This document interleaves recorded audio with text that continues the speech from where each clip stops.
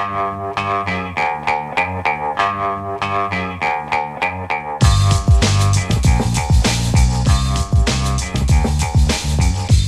the Brian Lehrer Show on WNYC. I'm producer Amina Serna, filling in for Brian today, who is taking care of a family member.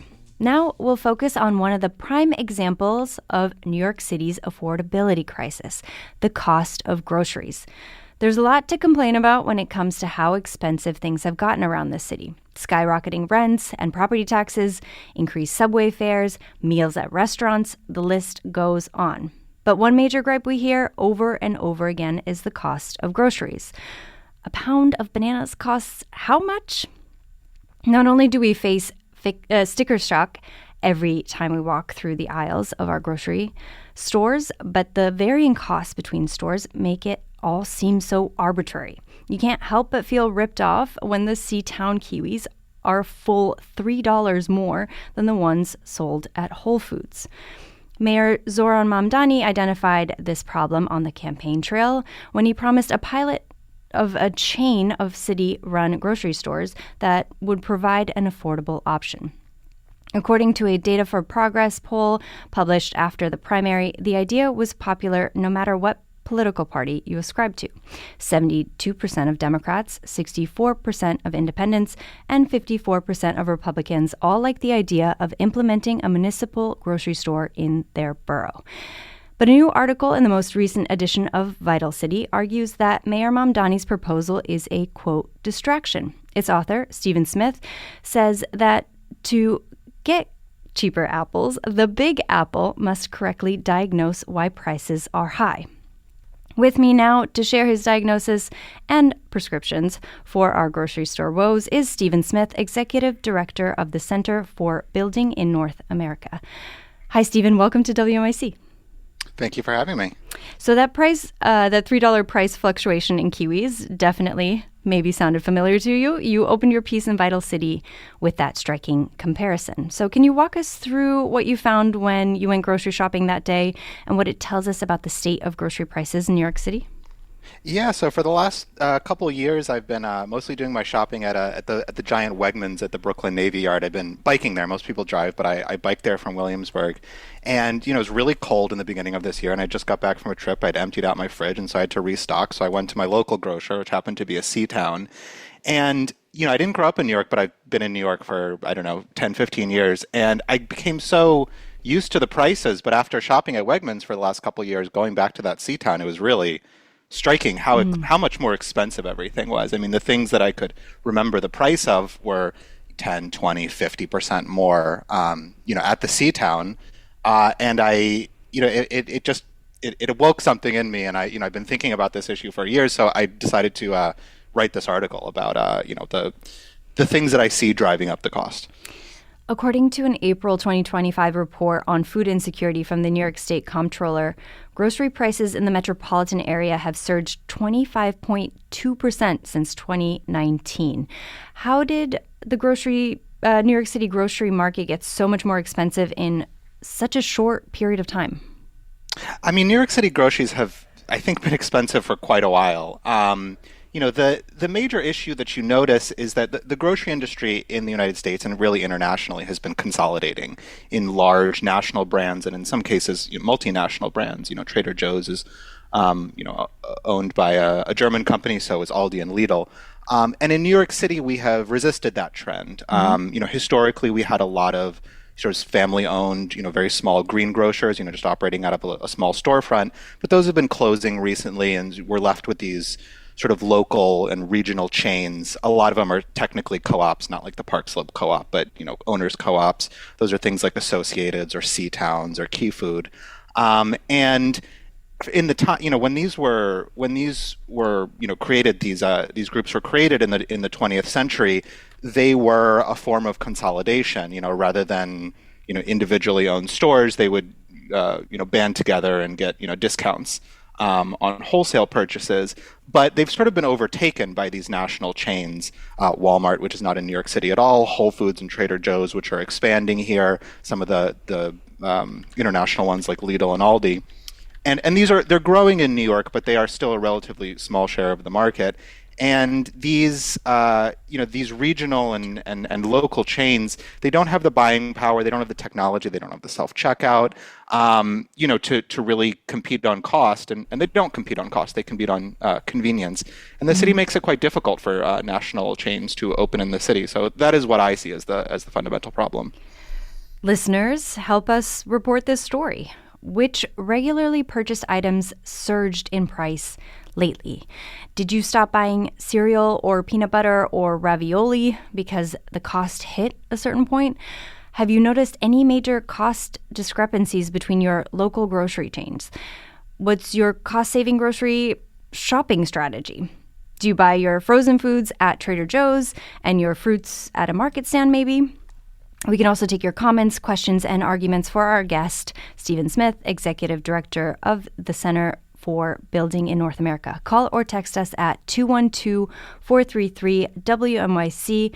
That's 212-433-9692.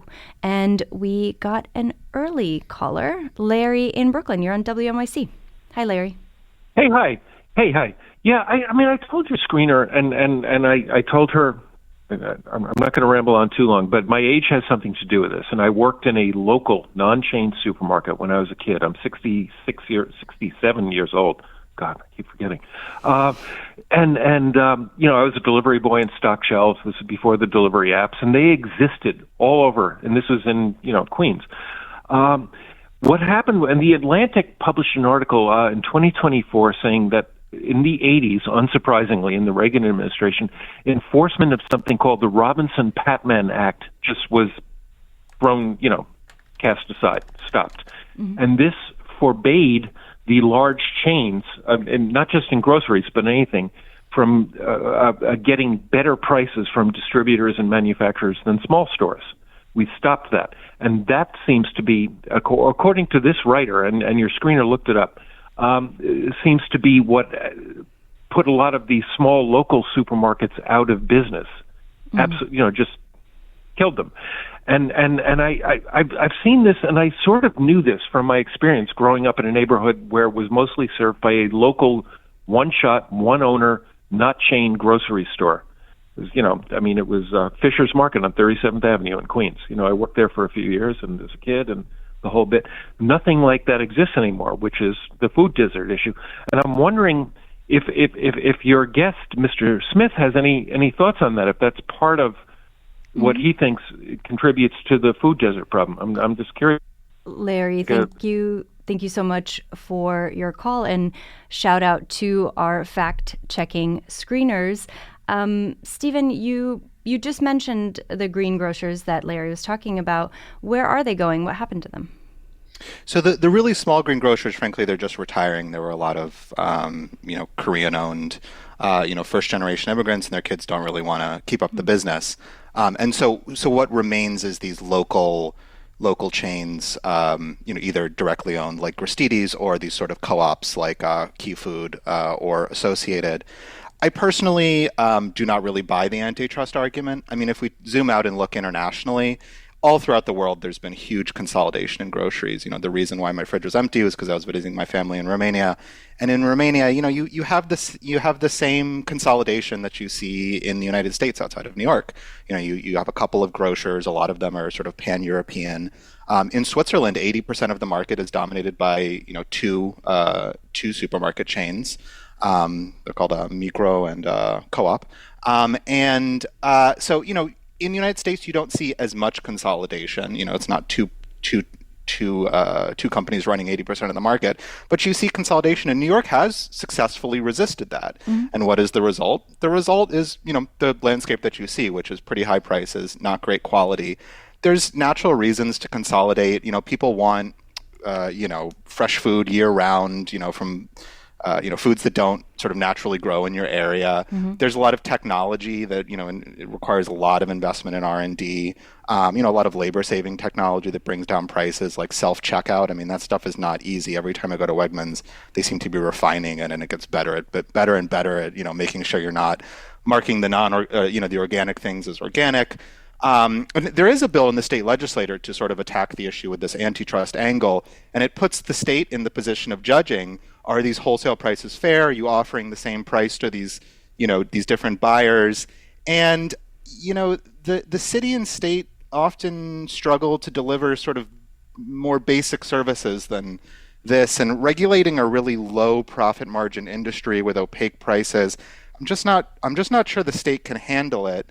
And outside of New York, there has been a lot of consolidation in these national chains. And while people do complain about the prices outside of New York, it's nothing like the prices inside of New York. So we have this natural experiment, a place like New York where city council is, really tried to keep out the national chains, especially in industrial districts, where there's the large sites that the national chains like for their, 40, 50, 60,000 square foot stores.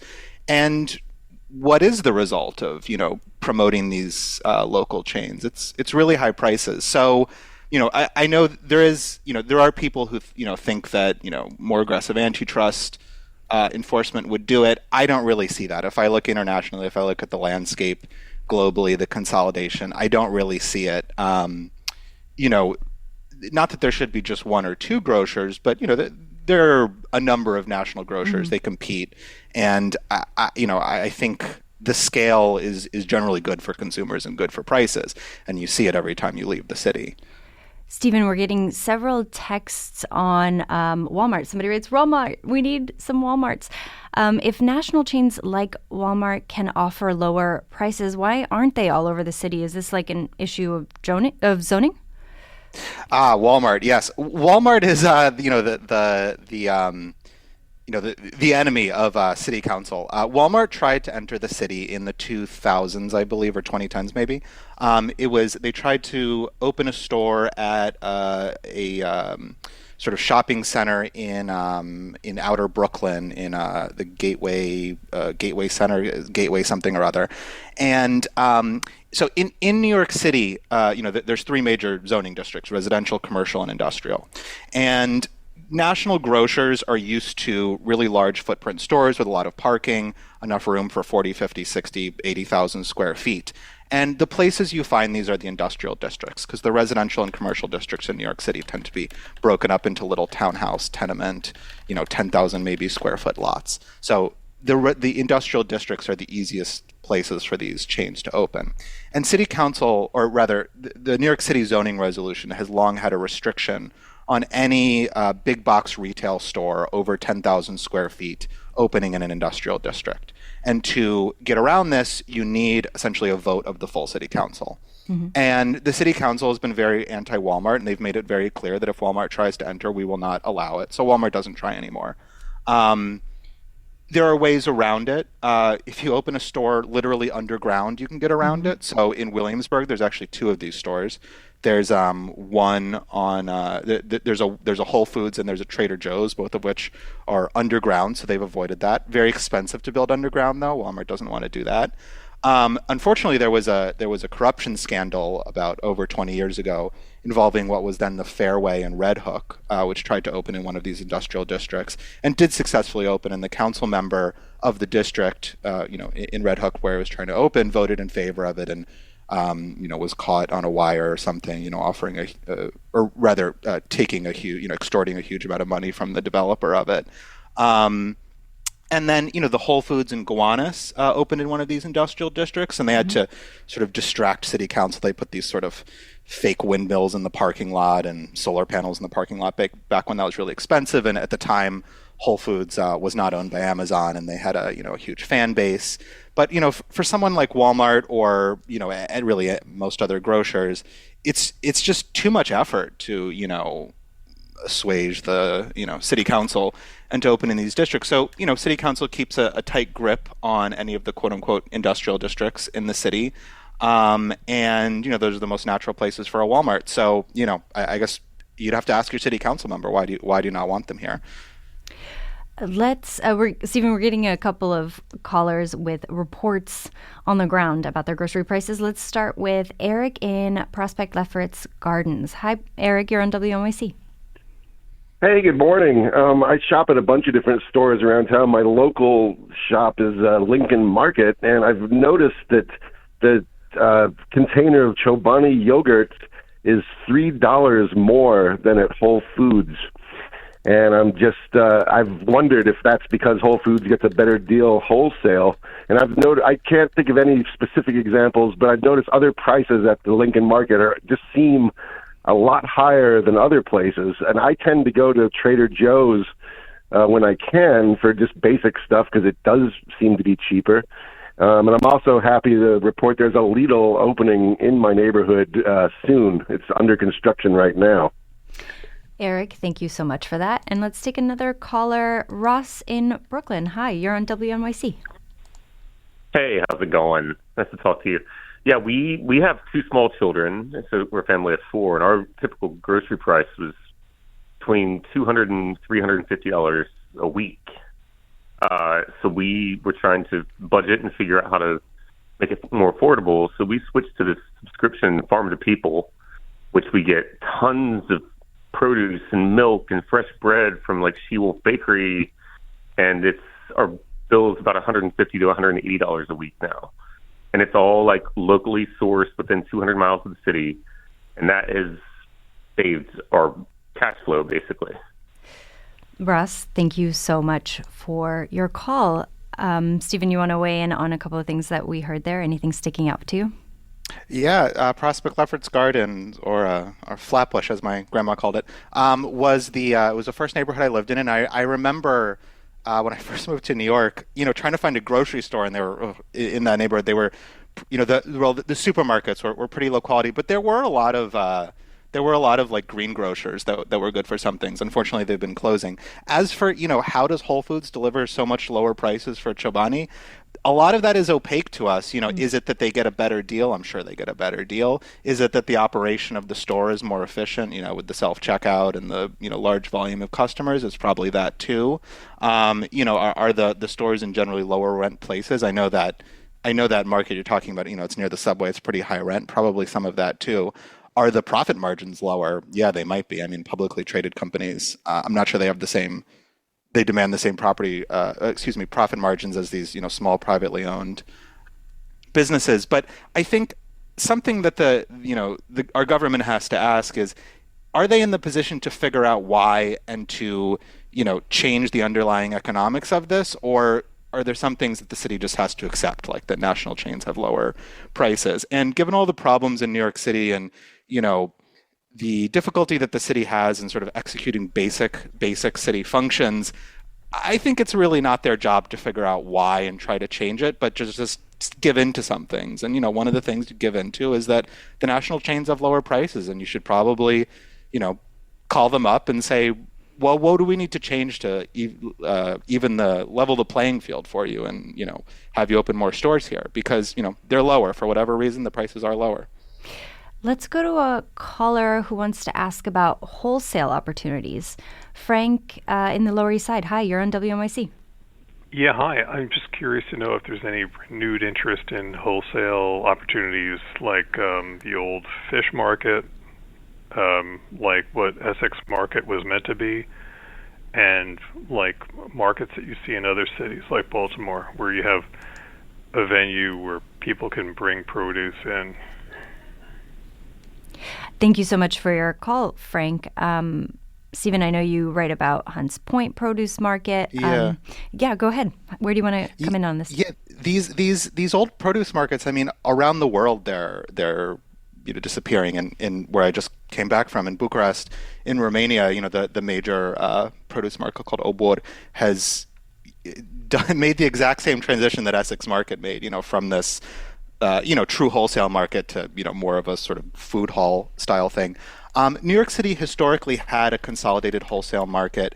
It was moved at some point to the Bronx, to the Hunts Point market. It is currently sort of city-owned land, and it's this co-op of wholesalers. It's in really poor condition. There's not enough refrigerated space, so a lot of the produce is actually stored in refrigerated trucks that are just sort of permanently parked there, which is terrible for the air quality in the neighborhood. And actually, some of the money from congestion pricing is going to try to build a more modern facility. This is one of the basic sort of city functions that we struggle with, is maintaining this market. And, I think it's great that they're going to try to clean up the market and build real space. But something that would also be helpful is to just allow in the industrial districts, moving away from the retail stores into the wholesale, to just make it easier to build cold storage facilities or regular warehouses. Throughout the industrial districts, there are wholesale facilities. Like housing, it's really hard to build industrial space in New York. The city, the Department of City Planning had sort of this prototype that they were, trying to roll out across the city to allow, bigger warehouses in northern Brooklyn, specifically in Greenpoint, Williamsburg, and Bushwick. And the city council member there, now the Brooklyn Borough President, Antonio Reynoso, was sort of nitpicking the whole thing, and eventually it died. And the plan was to allow higher densities, and in that area there are a lot of wholesalers who would, some of which would probably like to expand their facilities. So, the issue of a wholesale market, it's tough for this is historically something that has been really left to the market. So the city really needs to figure out what is the role that we have here, and at minimum, I think the role is to make it easier for wholesalers to do business in the city. So, start with allowing larger warehouses here so that the food can, the wholesale transactions can happen in New York and not, New Jersey, Connecticut, farther away where it just costs more to bring them into the city. If you're just joining us, we're talking grocery store prices with our guest, Stephen Smith, executive editor of the Center for Building in North America. Stephen, before we get into your solutions, let's talk about Mayor Mamdani's proposed city-owned grocery stores. You say that he correctly identified the issue, but his solution is, quote, unresponsive to the problem. How come? Well, historically, this is something that has been left more and more to the market. And, the city taking it over, they'd have to demonstrate some competence in some of the things that you need to run a grocery store, or even be a landlord to one. So, one would be, how do you simply build and maintain and lease out a building?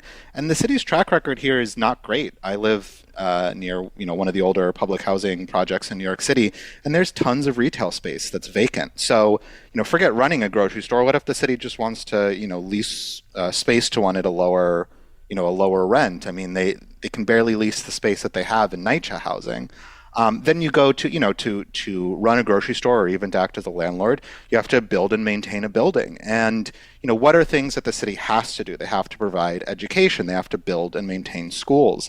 And when we see, what does the city pay to build or, rebuild, let's say, a library, it's over $2,000 a square foot, which is a massive number compared to, what the private sector does, or even what they do in New Jersey, which might be a quarter or a fifth, something like that. So, if the city can't even affordably build a library, how do we expect them to run a grocery store, even act as a landlord? When you're running a grocery store, you have difficult decisions to make about labor and trade-offs about technology. And the city is not the best at, balancing these things. City council is very deferential to labor. If labor says, we don't want self-checkout, or in California, for example, in Long Beach, California, they passed a law that you need, I don't remember what it is, but sort of one employee to man every 3 or 4 self-checkout kiosks. Mm-hmm. The Wegmans, it's, one employee for a dozen or more. So, what if they make those demands? Is the city going to be able to resist them? Probably not. So it's a real issue, the cost of groceries. I don't have a lot of faith in New York City to run grocery stores. I think if you look at their basic competencies, I think time and resources would be better invested in, schools, libraries, et cetera, than running their own grocery stores, when this is really a solved problem outside of New York City. Another critique of the Mamdani proposal is that the city doesn't have a good track record of being a landlord. You mentioned the cost of building and renovating libraries just now. In your article, you write about the empty storefronts on NYCHA properties. So why doesn't building on city-owned land help? Well, the city, in a previous line of work, I was a broker, and at some point we brokered a deal where the city, or well, rather, a nonprofit funded by the city leased a space, and it was really shocking to see how long it took the city to, give approval to the deal, close the deal, and they weren't even doing it themselves. They were doing it through a nonprofit. The city moves very slowly. I know a lot of that is, to avoid corruption and favoritism, but they just, they move very slowly compared to the private sector.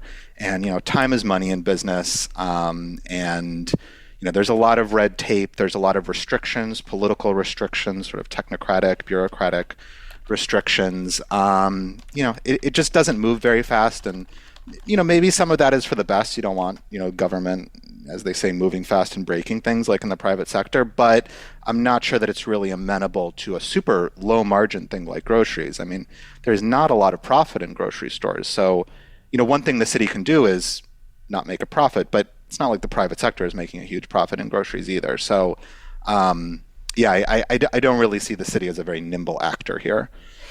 Let's go to another caller with a report from the ground. Diane in the Upper West Side. Hi, you're on WNYC. Hi. Thanks for this story. It's a little confusing, though, at this time. My experience is on the Upper West Side of Manhattan that there are larger stores. They're not giant stores like the Whole Foods, but there are larger stores like H Mart and some of the other West Side Market, that kind of thing, that are able to operate pretty profitably and have pretty good prices, usually lower prices. But just like, 6 blocks away, there's a D'Agostino that operates right near where I live, that the prices are like twice as much as H Mart.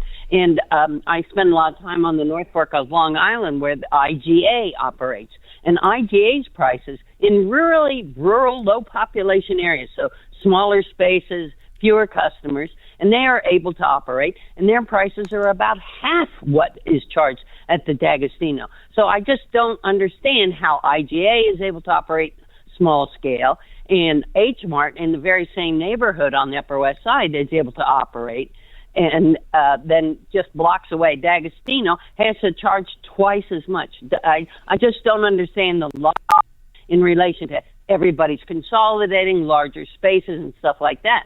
And if we all go the direction of larger spaces, giant stores, aren't there going to be even larger food deserts?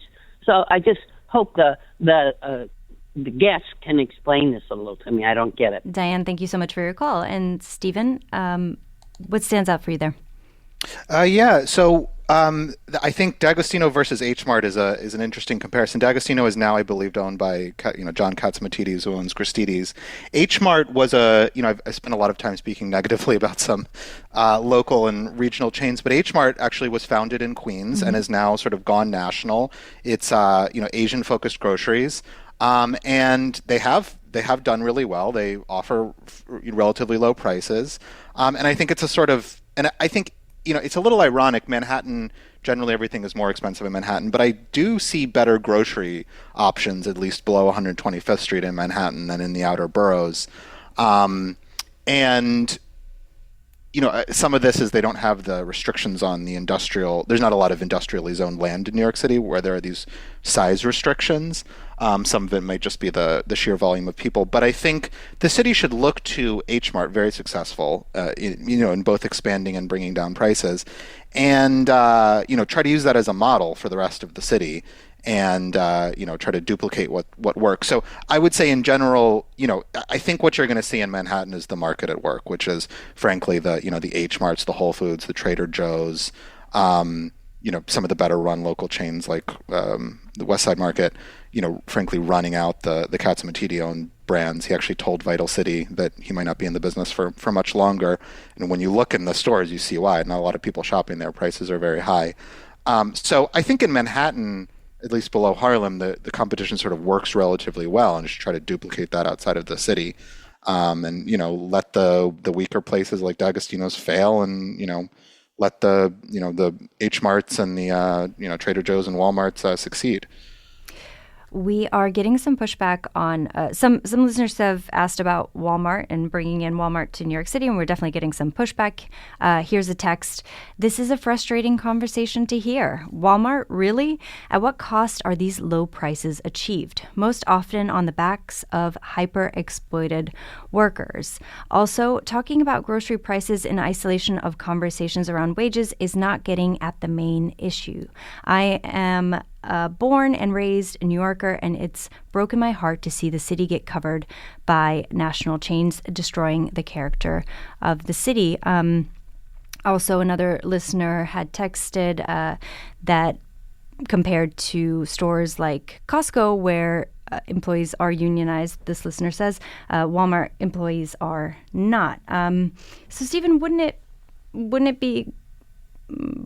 good union jobs in a critical sector of the economy help New Yorkers afford the cost of groceries and lead to a more professional workforce? Wouldn't we want to encourage the creation of union jobs?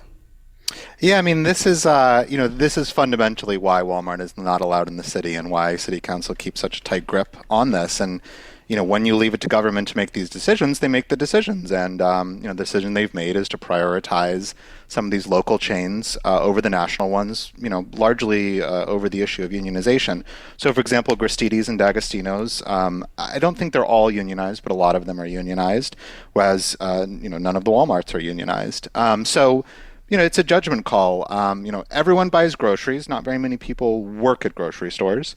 It's a political question. What do you prioritize, lower prices or, these union jobs? I think, there's a sort of sense that locally owned stores, the owners are more sympathetic in some way. But, you look at Gristedes. I mean, John Katsimatidis is a, huge Republican donor.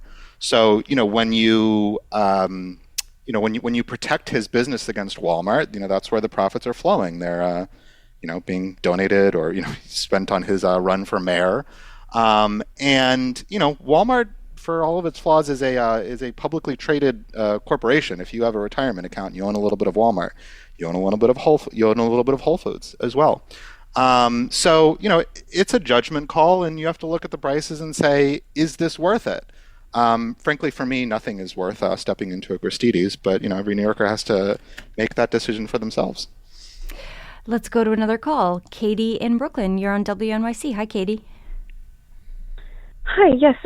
Thanks for taking my call. I'm a manager at a very small co-op, the Windsor Terrace Food Co-op, and I was just wondering why you haven't kind of brought up the ideas of more food co-ops, small co-ops. I mean, we're kind of a very unique co-op that we are very, very small. We're not like the Park Slope Food Co-op. And I'm just wondering why there aren't more proposals to encourage more communities to start kind of what we have started, the Windsor Terrace Food Co-op. And I also had a couple other things some of the challenges that we have. We're just trying to break even, which is very difficult, and our suppliers are, it's hard for us just to make the minimum. And they keep raising the minimums with our suppliers. And so I was just wondering if you had a few things to say about that, commenting on co-ops. Stephen? Yeah, so by the way, in this conversation, I mentioned co-op, a sort of different kind of co-op, which is this associated C-Town. Those are really owners co-ops. But when New Yorker think of a co-op, they might think of the Park Slope Co-op or some of the smaller ones like Windsor Terrace. I mean, I guess there aren't very many of them. It's not a model that works in Park Slope, and trying to make it work in Windsor Terrace, and I hope it does, but I don't see a lot of them throughout the city. I definitely don't see a lot of them throughout the country. And there's only so much you can do to push against these trends, push against the minimum order volumes. And, there's reasons for those minimum order volumes. That's how they keep down their prices. The suppliers keep down their prices. So I don't know a ton about them, but, I haven't seen a lot of success outside of New York in general with it. Works in a couple neighborhoods, but the vast majority of Americans, people around the world, New Yorkers, are not shopping at these local co-ops. I'm interested in experimentation with it, but I suspect it will always be sort of a niche way to shop. I think most people don't want as deep of a relationship with, their supermarket or, the retail stores they go to, don't want to put in the time to volunteer. And, I think you got to respect that. And, I think city policy should also focus on, where most people are shopping, which is not the co-ops. As we run out of time, I have a few questions left for you. What about public grocery stores operated by the military? According to Forbes, the military has 236 PX commissaries across its branches offering tax-free goods to enlistees and their families, and they generate about $4.6 billion in revenue a year. A quote from the article, if the PX were a U.S. grocery chain, it would rank in the top 20 by sales nationally. So would or wouldn't this work in New York City? Top 20 by sales nationally sounds like not one of the larger ones. Sounds like they probably said it that way because it's towards the bottom. It's a market economy. We live in a capitalist country. Most countries are trending towards capitalism and not running their own grocery stores. I see the same issues that, you see with city-owned grocery stores. Fundamentally, I think it's something that the market does pretty well outside of New York. And, it's a creative idea, but I'm not sure that it would be implemented very well. I'm not sure New Yorkers would actually take very well to the U.S. military selling grocery stores here. So I think in general, the problem with groceries in New York is so dire. And the, you literally cross the city line from Queens to Nassau County, and you're at a Walmart. Probably the highest grossing Walmart in the country is literally on the city line between Queens and Nassau County, and the prices are lower. And I just think, rather than fighting against the trend with these more niche solutions, the city should really just get the basics right first. And, military or, local antitrust, these ideas, they're not proven. And, we have proven ideas, which is, invite the top 10, national grocers in and be a little more accommodating of them. And I just think it's a more realistic solution. We will have to leave it there for today. My guest was Stephen Smith, Executive Director of the Center for Building in North America. Stephen, thank you so much for your time today. Okay, thank you very much.